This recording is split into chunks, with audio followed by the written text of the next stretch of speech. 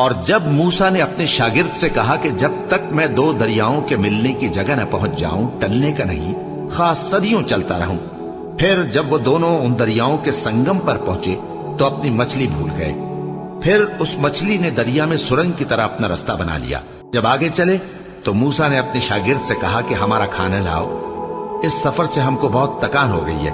اس نے کہا کہ بھلا آپ نے دیکھا کہ جب ہم نے اس چٹان کے پاس آرام کیا تھا تو میں مچھلی وہیں بھول گیا، اور مجھے آپ سے اس کا ذکر کرنا شیطان نے بھلا دیا، اور اس مچھلی نے عجیب طرح سے دریا میں اپنا رستہ بنایا۔ موسیٰ نے کہا یہی تو وہ مقام ہے جسے ہم تلاش کرتے تھے۔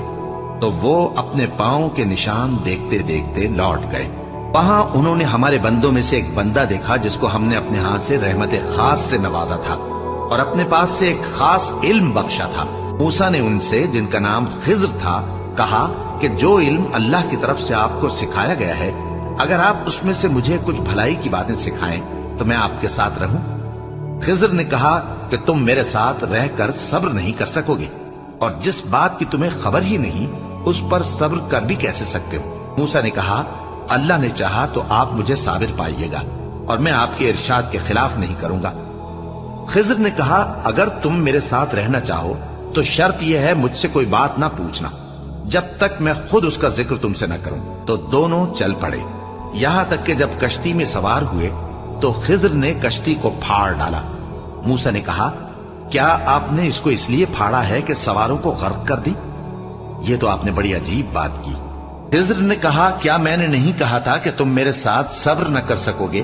موسیٰ نے کہا کہ جو بھول مجھ سے ہوئی اس پر مواخذہ نہ کیجیے اور میرے معاملے میں مجھ پر مشکل نہ ڈالیے۔ پھر دونوں چلے، یہاں تک کہ رستے میں ایک لڑکا ملا تو خضر نے اسے مار ڈالا۔ موسیٰ نے کہا کہ آپ نے ایک بے گناہ شخص کو ناحق بغیر قصاص کے مار ڈالا، یہ تو آپ نے بری بات کی۔ خضر نے کہا کیا میں نے نہیں کہا تھا کہ تم سے میرے ساتھ صبر نہیں ہو سکے گا؟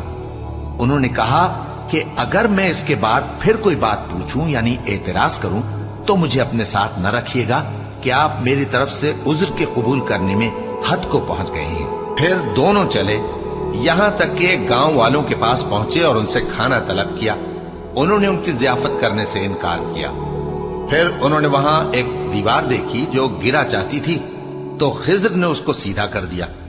موسیٰ نے کہا کہ اگر آپ چاہتے تو ان سے اس کا معاوضہ لے لیتے تاکہ کھانے کا کام چلتا۔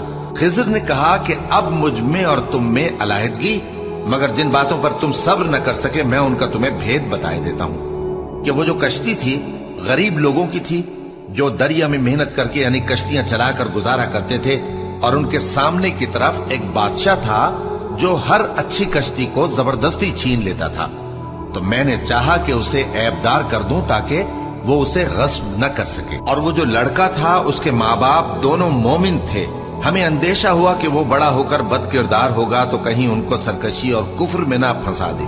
تو ہم نے چاہا کہ ان کا پروردگار اس کی جگہ ان کو اور بچہ عطا فرمائے جو اخلاقی پاکیزگی میں بہتر اور محبت میں زیادہ قریب ہو۔ اور وہ جو دیوار تھی سو 2 یتیم لڑکوں کی تھی جو شہر میں رہتے تھے، اور اس کے نیچے ان کا خزانہ دفن تھا، اور ان کا باپ ایک نیک آدمی تھا۔